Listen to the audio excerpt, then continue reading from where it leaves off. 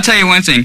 I never had more fun with two guys in my life than drinking with James and Lars. And if I didn't have a disease where I could actually stop once I started, I would love to get together with those guys and do it all over again.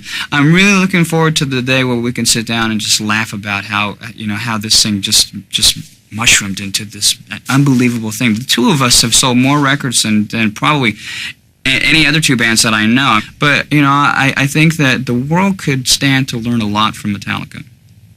They have done just about everything picture perfect. My success is based partially on the doors that they've opened for us all, and partially on me being the ex-Metallica guy. Now, a lot of it has to do with my own songwriting, but I can't deny the fact that a lot of it has to do with them.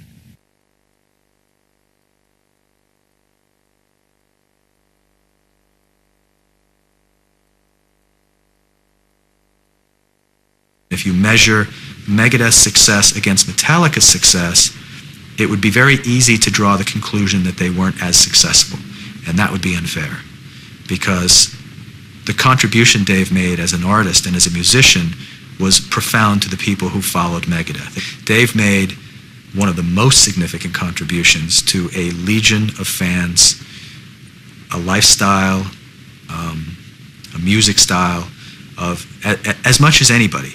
That Metallica were more popular, that James Hetfield is a bigger rock star in terms of sheer numbers,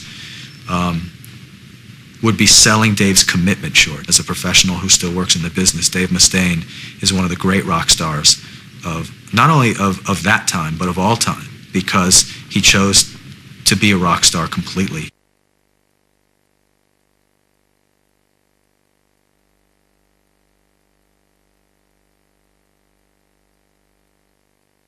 I remember we were in this hotel in every country in the world, we were like, there was some major fight breaking out, and it was like, my job seemed like to be holding the cops off at the door, and then talking to them. I don't even know how I did it, but I managed to keep the cops from taking those guys away. But we were in Japan one time. The guy from the Rolling Stones was down the hall, and Chris is like, oh, I gotta go down and meet this guy. And Dave's like, fuck you, you're not going down there to meet this guy. Who the fuck is he? We're Megadeth, and he should be coming down here to meet us, And Chris is like, oh, fuck you, And then before you know it, like, telephones are flying out the window, and we're on like the 20th floor, And it's like the bed's being broken half, the toilet bowl got broken off the floor, and then there's like a geyser of water, and it's just like pouring out into the hallway.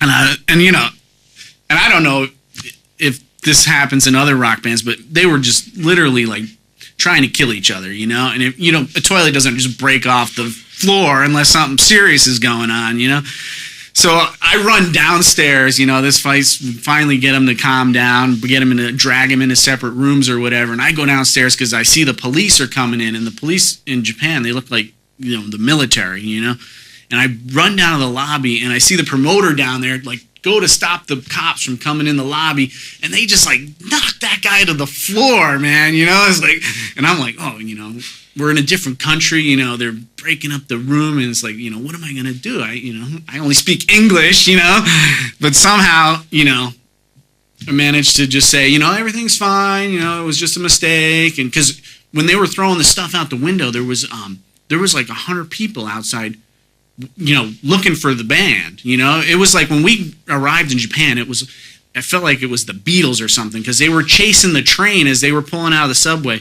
They were like, there was just tons of girls like chasing after the train, They were, we were on after we got to the train stop, we get in a cab, right?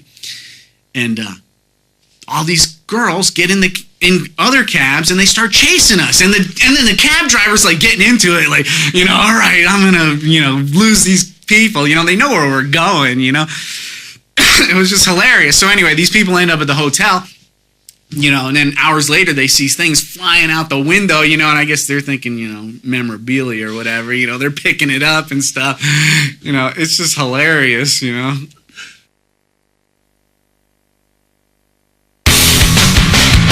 Let me introduce myself. I'm a social disease. I come for your wealth.